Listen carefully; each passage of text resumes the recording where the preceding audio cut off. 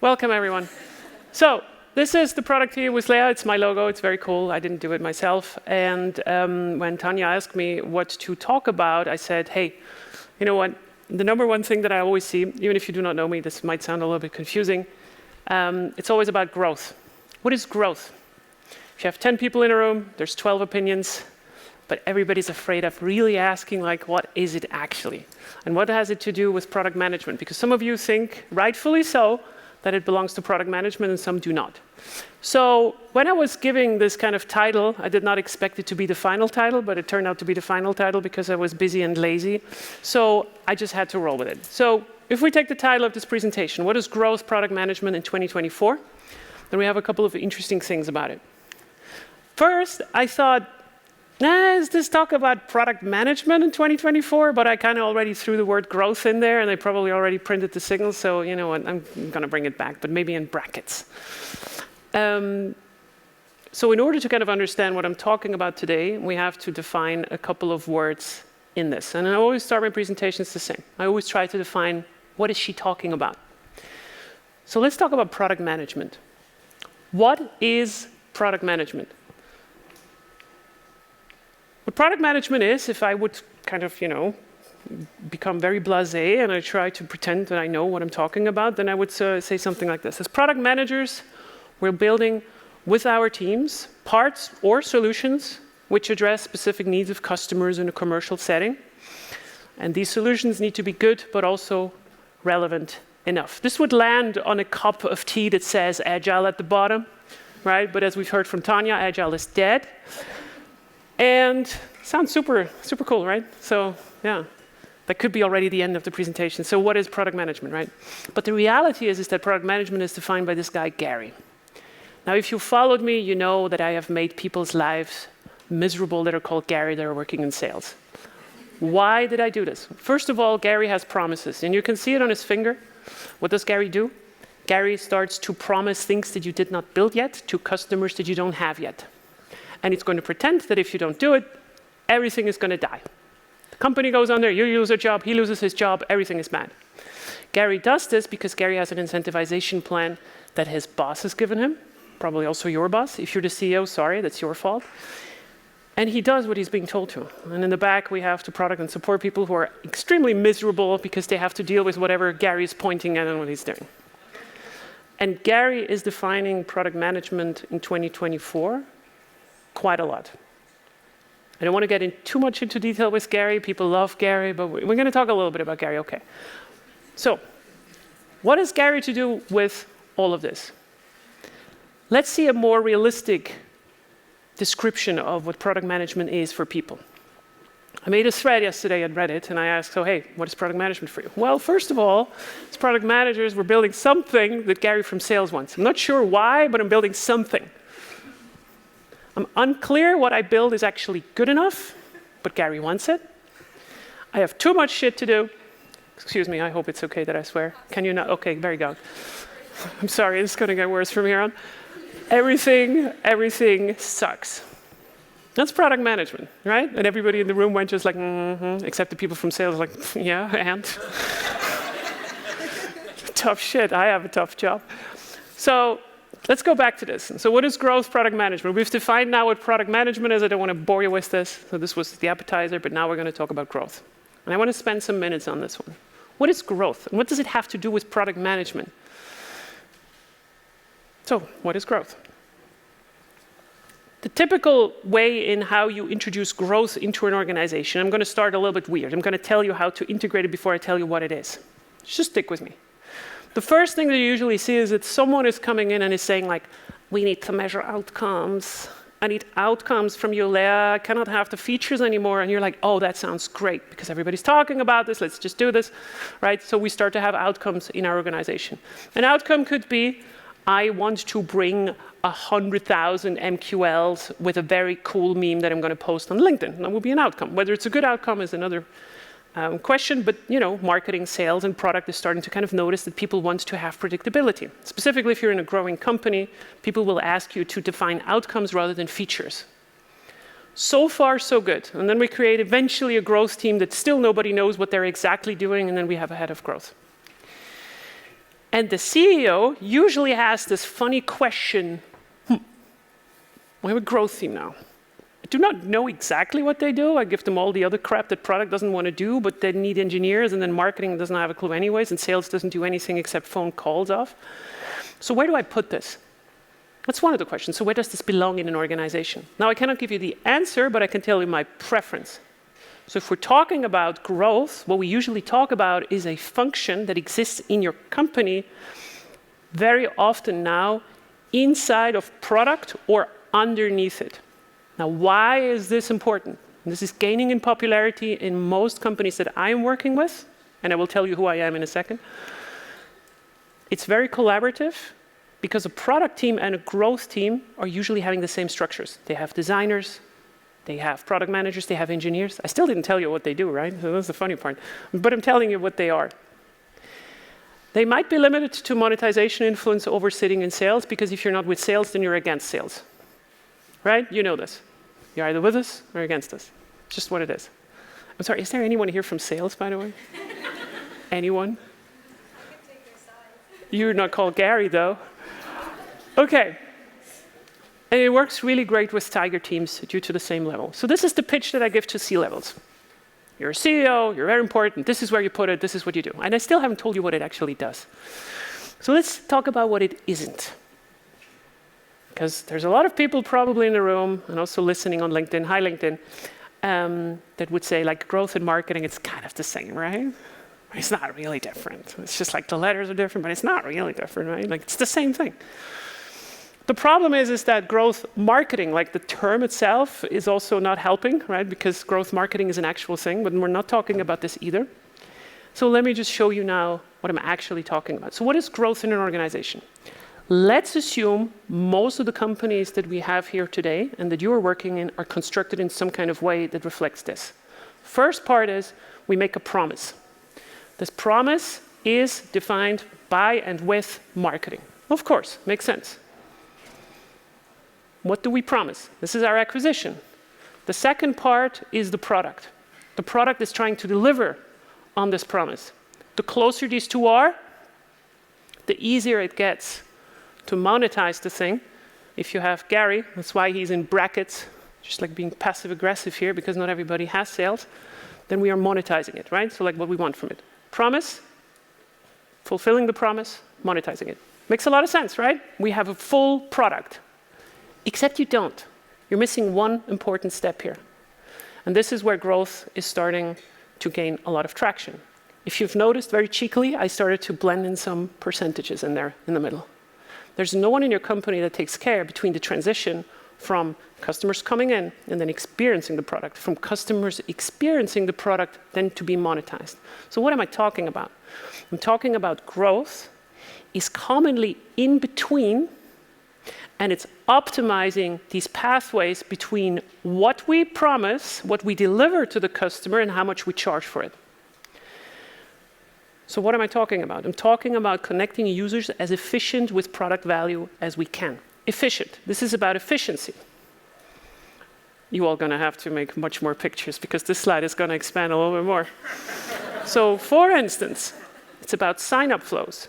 It's about activation. It's about onboarding, making this more or better for the customers, right?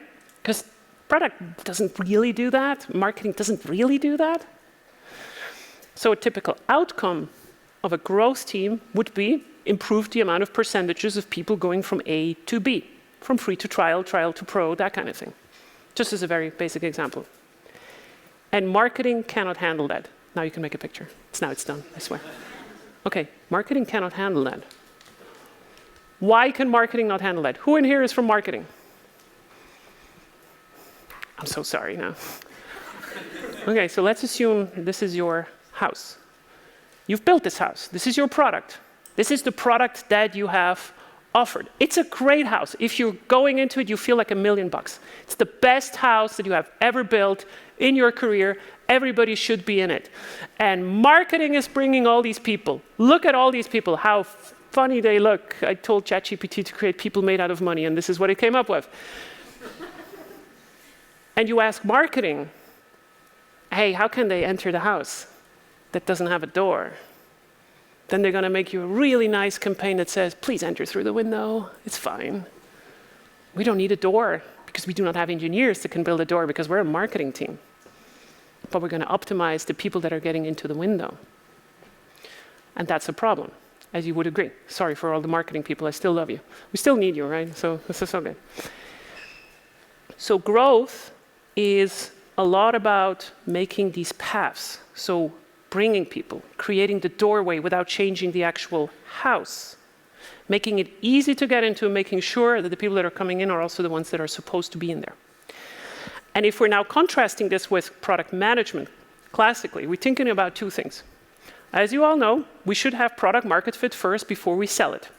So product market fit means I have something really good that kicks ass, that is relevant enough for enough people.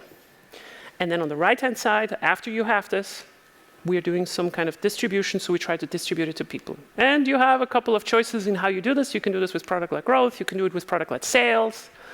You can do it sales-led growth, which means Gary is going out and he's doing it. There's not everything about Gary is bad. But we have a choice on how we distribute our product. And we tend to think as product managers that this is a sequence. Do this first, distribute, get paid, and then not be stressed. But let's put this in a different context. Let's say at the very left, we have small companies. So now we're going to look into the scale of companies as well. And if you're thinking about how important is a product team when it is really, really small versus when it is all the way to the right, when it starts to grow, it starts to become extremely big. We can say that the core product, and this is what I talk about when I talk about core product management, so building the house, building the features, building the stuff that actually people are using inside of the product.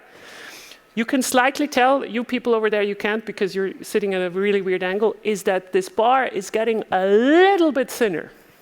Not really, but a little bit thinner. It stays important. It is important. But core product management at scale is starting to get less important. Why though? Because growth, as soon as you have found product market fit, is about now spending time on the door. We're not substantially changing the house too much anymore, so when we build a door, it's going to probably stay where it is. If we build the door too early, then I cannot change the house anymore, which makes the product obviously worse. So why does this matter now? Because the bigger we get, again, you cannot see that over there, is that this bar here gets a little bit bigger. So the bigger the company gets, the more outsized impact a growth team has, because it affects all people who move through, everyone, all the features that you have built. So let me ask you a question, and you can give your opinion by a raise of hand. This is a small PDF, it's a tool page, so if you have compressed a file and you're landing on this particular page, the question always kind of comes up. Who is owning this page? So we have a title, this is about compressing a PDF, we have a drop area, don't we have good memories on that kind of time? Former colleague of Small PDF sitting there. Then we have some more text on like what the features are and some other text. Who in here thinks that this page should be owned by marketing? Okay, I scared the entire room now. Who in here thinks this page should be owned by product or growth? You tried to guess the correct answer. The correct answer, at least for myself, is that this part, the title, the keyword, everything that we market outside that has an actual relevance for SEO and so forth should be owned by marketing. The drop area that gives us functionality should be owned by growth or product management. It's very clear that you should do this. And this part down here, depends on how you define it, should be owned by marketing and growth. The problem is that when we are talking about who should own a specific page, then we're already presupposing that there should be one owner. And that is problematic. So the way that we built this is that this red kind of area, so the process when it starts was under the control of growth, and they optimized a lot about it. But the titles and the keywords, this was with marketing, because obviously they do better than the product managers on how much this is monetizable. Makes sense, right? We're all in agreement. Everybody's nodding now. Now you're scared of my questions. So, okay. So the answer is both. And the answer is always also depends.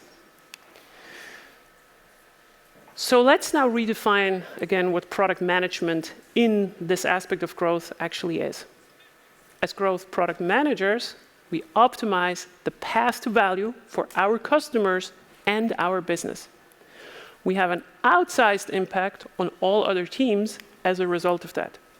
And the bigger a company, the more likely it is worth it to have a growth team. I would say if I had to give you a number, let's pretend I have to give you a number because I like giving numbers. If I had to give you a number, I would say any company above 10 to 15 million in revenue per year should already have a growth team.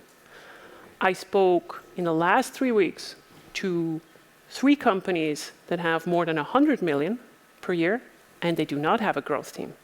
And the thing that I'm thinking in that sense is like, how did you make it this big? But that's amazing, because if you're making all of this money without having growth teams, this means you can now optimize a lot. Because 15 million, 30 million, all of these numbers mean that you have much more product teams than the smaller companies. A company at 150 million probably has between 30, 50 teams. Imagine how crazy it is if I start to optimize the flows of the customers coming in. I'm going to affect everyone. Makes sense, right?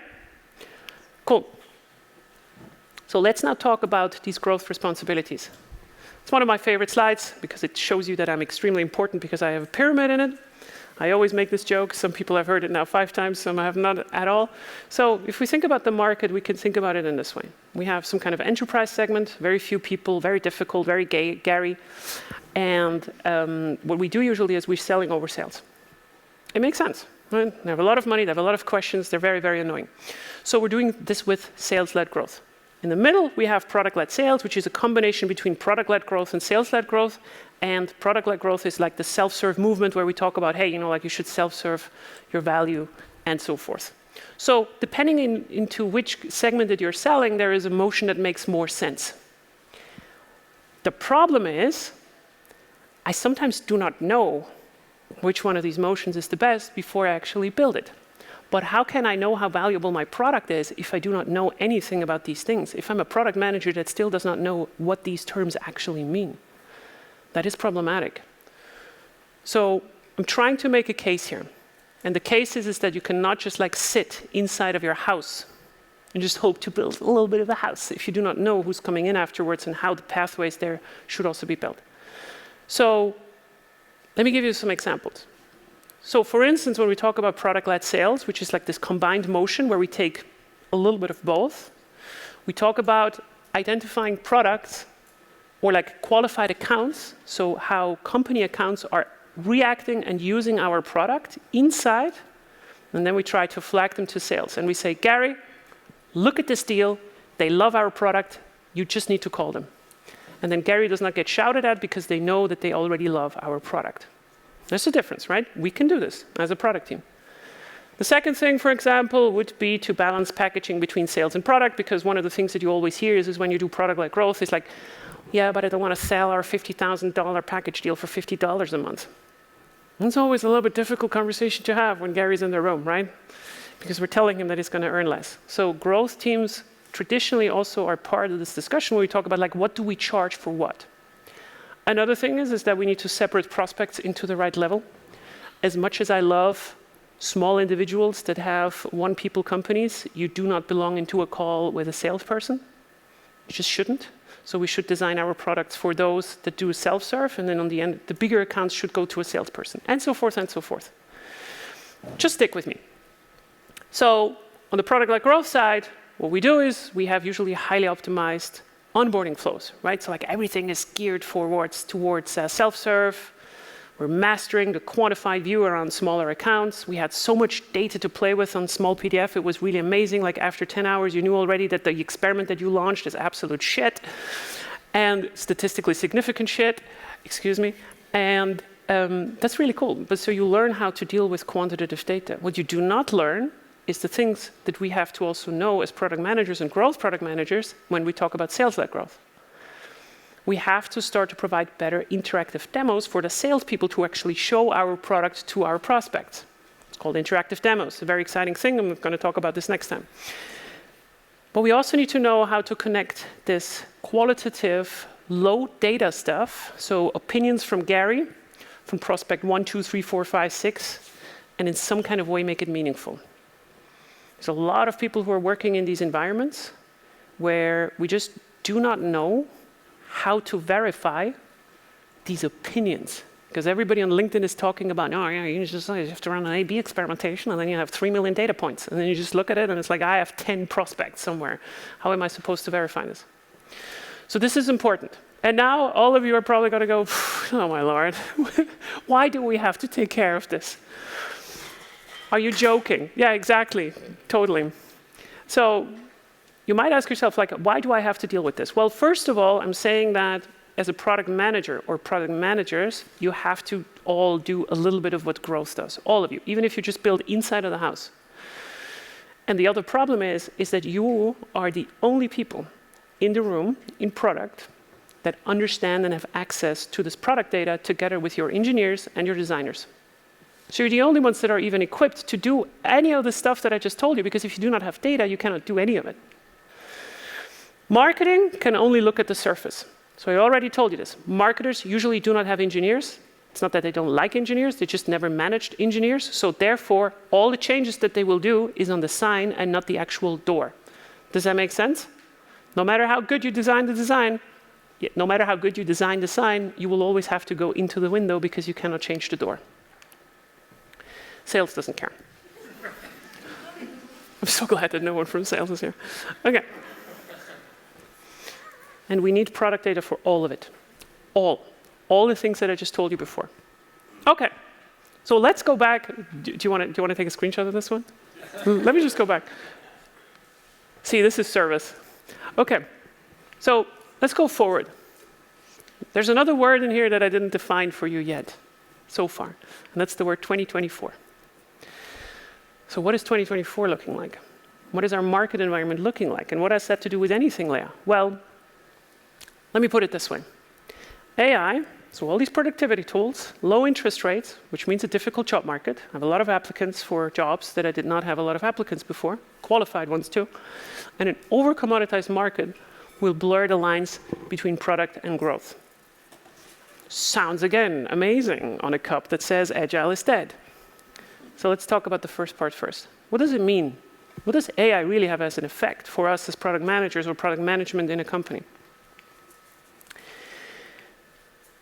It means you have a lot of competition from other PMs because a lot of PMs have lost their jobs. First of all, we have started to get realistic valuations. That means less people being employed for the same kind of traction. It's clear, you all know this. And the focus of companies is now on retaining customers and capital efficiency. What does that mean? That means the dollars that you're putting to work, that you cost as a salary, need to do more work than they used to do. And there's a lot of numbers that I'm not going to show you about this. You just have to take my word on this. So let's go on the second one. Over-commoditized market, a word that I learned that makes me also look very, very serious. So what does over-commoditization mean? This means you cannot just ship good products. Over-commoditized means we have a lot of choice for the same problem to solve. And if I have 20 cars to choose from and I need a new car, then I'm not going to test drive all 20. I'm going to test drive 4 of them. And it doesn't matter whether the other 16 are better, because I just do not have the bandwidth. And so do our customers also evaluate us. So it's not just about whether your house is amazing, but whether it has a door.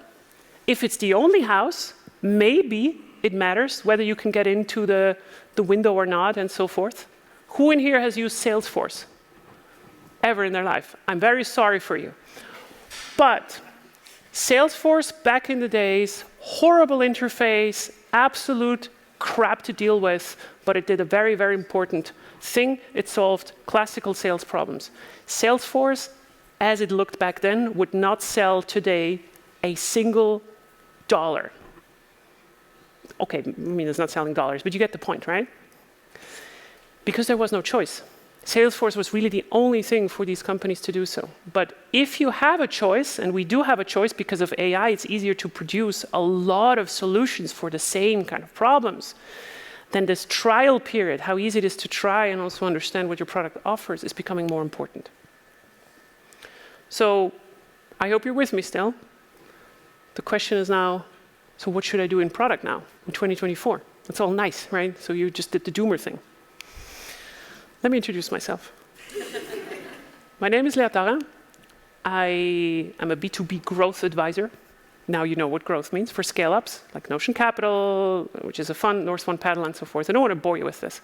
I'm also an interim CPGO, which is the most annoying title that I could think of when I got into that position. I'm the Chief Product and Growth Officer at GodPhoto, which is the Shopify for photographers. And I've been part of 2 hypergrowth companies, Small PDF and Dyndeal. I was very, very fortunate. I worked for Microsoft, yeah, boo, I know, Jua AI, and so forth, and I write and talk a lot about product-led growth. I have a podcast, and I do all this kinds of stuff. So what I do, in other words, is I help scale-ups to get this kind of growth motion right and teach other senior product people how to understand product-led growth. And this is why I had to smile when Tanya was introducing also what she does and what she thinks are the learnings. I'm 100% subscribed, except for maybe the cockroaches. I think it's a dirty word. I don't know. I just don't like cockroaches. I don't know. So again, let's go back to this slide now that I injected myself in my own presentation. So what should I do in product in 2024? You need to know 3 competencies, and this is how I usually approach this right now in product. So when I go into a company, I do these 3 things. And they're usually very tricky for normal product managers. And normal product managers, I know we're all not really normal, and that's not what I like. You get the point, right? So the common product managers in the market right now will struggle with these. And you need to learn them to stay ahead. So let's go into these 3 things. The first one is you need to understand your product like no one else in the company. And unfortunately, a lot of product managers do not know that, or they're not in that case. Whether they're not enabled or they do not know how to do this. But if you do not know, then when I'm changing something down here in how it affects the revenue in some kind of way, and that is difficult. It is difficult. If you do not understand this, then it's really hard to build a good product. And the growth teams have an easier job usually. The simple, like the pure growth teams, they're sitting on free to trial to pro, right? Like I know my conversion numbers, I'm going to push it from 15 to 16%. But if you're building a core product, you have like 20 different features, 5 of them that nobody is really using. If you touch number 6, the entire product is going to implode and so forth. So it's difficult, right? Like it's a bit harder for you, but you still need to know what's going to happen if you pull one thing, whether the house is breaking apart. You need to understand and connect to the company's revenue what you do. That means you need to measure your data, you need to be able to analyze it, and you need to be able to surface it to other stakeholders. That's a big ask, and I'm spending months in my organization as well to kind of get there. And you need to know when to use quantitative data and when to talk about qualitative, because usually the reality is that we are just comfortable in what we do and what we know. So I'm either good at qualitative or I'm good at the quantitative side, right? Because, yeah, and I know the one thing, right? But the truth is really in both. Qualitative data tells you what to ask. Quantitative data makes sure that it is the correct thing in which order you should tackle it. That's why you cannot forego any one of these 2. And if I ask this question, if I ship this particular thing as a product manager, does this improve our GTM? Then I have 95% of all product managers that are looking at me and they're just confused and they do not know what I'm talking about. And that's not good, because you're giving people not a reason to keep you on the job. Because if you know your product better than anyone else, there's no one else for you to replace you. So you need to know about product-led growth a little bit. You need to know a little bit about product-led sales, especially if you have sales in the call. And you need to know about Gary. You need to know about Gary if you are in a company that is selling only through sales, whether you like it or not. That's just what you have to do. And you need to have talked about them. Because the other thing is, and this is mostly prevalent in sales-led growth companies, you need to learn how to talk about dollars. You need to know the basics of your company financials by heart. And this is so annoying. If you do not know what is MRR and ARR of your subscription business, how much do we make per customer, LTV, lifetime value, and so forth, and so forth.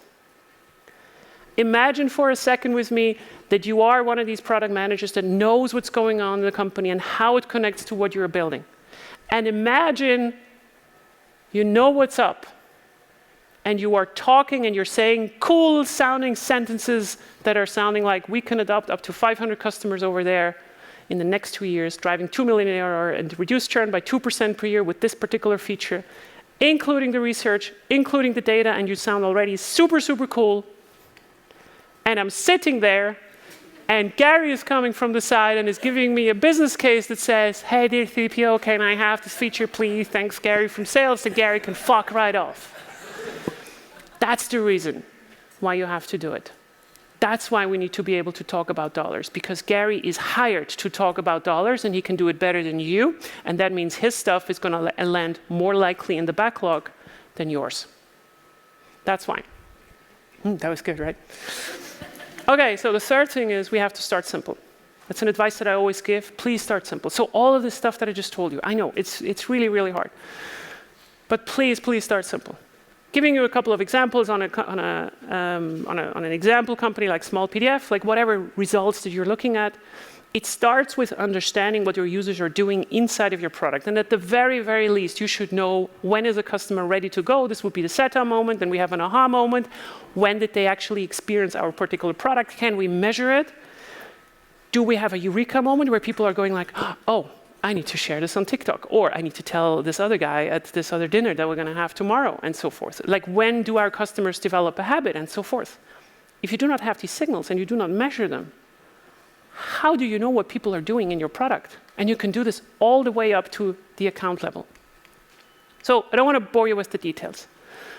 But the message here is that you need to measure, you need to surface, and you need to correlate product usage. And if you want to start with something, then start with your aha moment. Can you confidently say that you know in a measurable way what it means that a customer has done in your product, so you have a flag somewhere in the database to say, yes, they understood what we are doing. So with a car, it would be, have they finished the trip? Do they exit the car, or is it when they are booking a car, if you're an Uber platform, and so forth? I don't know. Whatever it is, find an aha moment. This is your core value. Sit together with everyone in the company. You don't need to come up by this yourself. You need to surface it to sales. That's always a good one. If you're starting to come up proactively and say like, hey, sales, Gary, listen, right?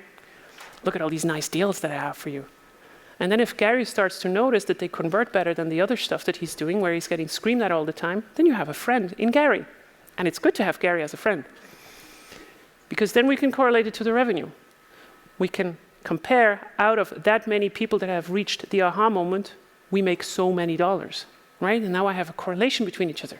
C-levels like me, we love dollars, right? Like we can say like, oh, we're spending $500 on this particular customer. We love this stuff. And for this, you need to start to talk to marketing, to sales, to customer success, and understand their jobs. There is no excuse in 2024 why you are going to work as product managers and you're not talking to these other silos and you do not know what they do. It's not acceptable. I don't accept it. Everybody just probably feels like they're now in a performance evaluation.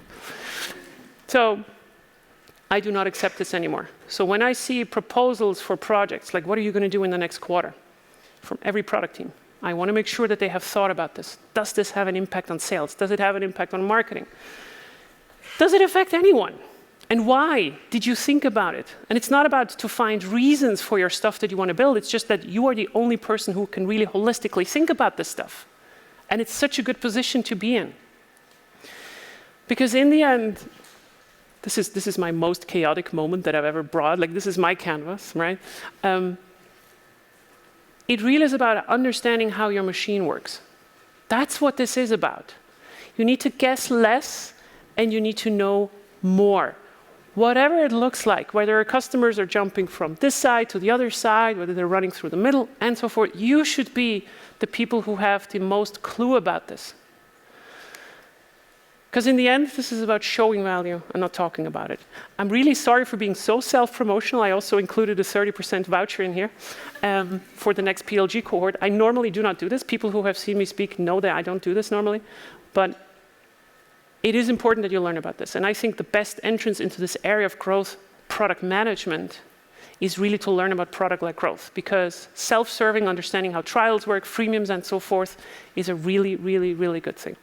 Whether you do it with me, whether you do it with Reforge, whether you do it with others, just do it somewhere if you haven't done it so far. And yeah, that's everything that I have for you today. Thank you so much.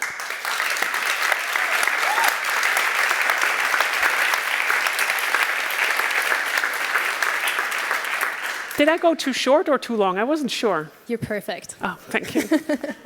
Hey, I think you can really judge how well our talk is going by seeing how many people raise their phone, like try to capture everything. We'll have your slides, right, afterwards? Yes, I thought they took pictures of my spelling Of mistakes. you, of course. No, we'll send out the slides afterwards also, so you don't, even if you didn't take any pictures, you'll get them. Yeah, so we have another 10 minutes with Leah, or 5 to 10 minutes max with Leah. So we'll be able to ask a couple of questions. Yes, I think there are already some. Yeah, Daniele, go ahead. Yeah, you're so great. I will bring you a microphone. I think it makes it easier. That was the question? Yes. Ah, that was the question. Okay, good. Think Just a better some praise. question, Mike. Come on. Anyone with a real question? Nina, go ahead. I love the part about like who owns it, right? Where you showed the page, and I'm a firm believer that the answer is right. That it depends, and often it's not one team that owns it. Yep. Do you have any great advice other than talk to them to how do you break down the silos so people actually collaborate and do that effectively? So I think a thing that always works but almost never really pans out is that you have to try to kind of figure out what is the impact now. So let me be clear on this. Let's say you follow all of my advice and you know how your company metrics are coming together, and we in C-levels are always great in understanding because we have board slides that we are being enslaved to do, right? Like where we also we try to kind of figure out how our numbers are looking like. It has been always relatively easy for me to make a really good case for putting it on the growth, and like product growth, because usually the sign-up flows are really shitty in a company that does not do growth. And the metrics, so the amount of money that we can generate as an uplift on the percentage of the revenue that we have as a company, is usually much bigger with much more confidence than anything else that anyone else can actually produce. So for instance, if you put it into marketing, right, like you can make a case for like, yeah, we're going to make the sign more beautiful so the people can get into the window. And at some point it's just not working anymore, right? Like, and these obvious things are just not working out that much anymore. But if you start to have a company that has 100 million in ARR and you're improving the sign-up flows from free to trial, from trial to pro by just 5%, it's a very real number with very real examples, with a lot of material also on the web on how other companies are doing it, like Canva, Figma. I have a blog where I talk about this quite a lot. It's just easier to believe as a C-level. And if your C-levels do not believe it, that's also possible and so forth, but I just want to caution people. If you go in there and you say it needs to go under growth, you also need to have an answer on how you are not going to take away the salary from sales. Because this is usually where we meet resistance. You go in and you say like, oh, we're going to do product-led growth. Oh, we're going to just like optimize the flows. We do not need money anymore for all these sales compensation plans. You're threatening people's livelihood, and that's going to create a lot of resistance in the company, of course. I know that was not a complete answer, but I think you have to tackle it case by case. So what would it look like if you put it in a different silo? Marketing doesn't have the engineers usually. So that means it's just like top of funnel. And that's not good. But so it's not a collaboration of 3 different teams, what you're saying, it's growth, basically. You can also put growth as a separate silo, but I like putting them into product because they have the most common product team structure, right? Like with a PM, with a designer, with all these engineers. So they're anyway like growth teams in the first couple of months, they're going to piss off everyone because you come and talk about price. Sales is mad. You're going to talk about, hey, can we maybe change the landing page because people are not converting? Marketing now is mad. Oh, we're going to change how you can interact with the drop area of the product. Now product is mad. That's a problem, right? Like, but that's just how we're still kind of dealing with this problem that we separated people into functions. Oh, the product manager's over there, the designer's over here, and sales over there. As if that would do anything for the company. And so yes, it is very, very cross-functional. It's the most cross-functional role that you can have in a company, in my opinion. Yeah. Hi, Julia. Hi, Leah. I have a question exactly to this. So what I'm wondering is, are you talking as for the growth team as a interdisciplinary team made of all the functions? So have like products, design, engineers, sales, data, or maybe some other business analysts in this team cross-functionally working together, or I don't know, one or two specialists with this growth title who are doing some analysis and then somehow frustrating the other teams? So it seems I have failed the promise of my presentation to actually explain what that is. But I mean, no, it's a very good question. So it depends. It depends on where your opportunity is. So when I hire new growth product managers, I don't tell them what to do. I tell them to go into the data, find out the biggest opportunity, and then we put a team together that actually addresses whatever it is. It might be with an API. That means I don't need a designer. It might be because, I don't know, like the opportunity is just somewhere else. Maybe they need back-end engineers, maybe they do not need them. My broader point on this presentation is more like we all have to think like a cross-collaborative team that has much more, you know, their fingers a little bit everywhere. So to answer your question, yes, I'm also a fan of having marketers in a growth team if it's necessary, because if it's a very, very SEO-driven company, you obviously also should have this particular knowledge in there. Whatever it takes for that team to create some kind of value independently, to make these pathways easier to walk, yes, give it to them. So I don't know whether that answers your question. A classical growth team in a SaaS company usually has a product manager or a product marketing manager, plus a couple of engineers, depending on how front-end heavy it is, which it usually is. And could it be run as a project organization? So saying that for this time period, we pull together people from the different functions, but we don't pull them out of the normal team structure? Or would you rather propose to create a new team which like really comes and builds up a new team? That's a great question. In reality, the best is really to have a silo somewhere that is called growth, and underneath there are growth teams. It's usually attached to the CPO, at least in my case. The second best solution is to have a growth team somewhere in some kind of capacity. The third, or the second worst option, is to do it exactly in the way that you said, which we sometimes have to do. We have to put people together as a project, but this is a project like dealing with tech debt that is never over. It never is. If you think you can optimize your growth funnel a little bit and then it's going to be over and done, you have not worked in product management, right? You know, like this is like one of these forever projects. You're not going to deal with tech debt and then it's like, oh, you know, from now on we do not have tech debt anymore. That's, but I know exactly what you mean. Like it's this reflex that, oh, let's do a project to improve our sign-up flow. You can do this maybe as a very early stage company, that makes sense. But as you become bigger, you start to have more and more product teams. It's not just one, right? Like we have multiple ones. Miro has, I don't know how many. No, I'm not going to say anything because they're probably listening. So I don't know. Yeah. So it's complex, and it depends, our favorite answer, but I think we got a bit exactly. closer to the real answer. One more question, and then we'll take a break. Anyone? Yeah, Cosima, I will bring you the microphone. Thank you, Leah. Where do you put innovation? In the core team or in the... Where do I put what, sorry? Innovation. So let's assume you're a Salesforce, you have been at it for a couple of years, and then you're noticing maybe in some part of your core product, you don't have product market fit anymore. With AI, with new technology coming up, where do you put the innovation? When you talk about, so your question was, where do we put innovation? And innovation, you mean like bringing new products inside of a company from 0 to 1? Yes.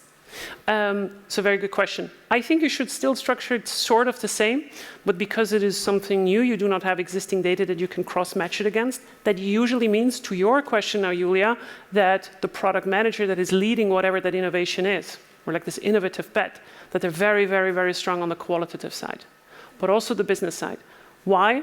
Because you need to create a business case out of thin air, which we love, because someone is promising us numbers, right? Without having the quantitative data to back it up. These are usually the hardest areas to work in.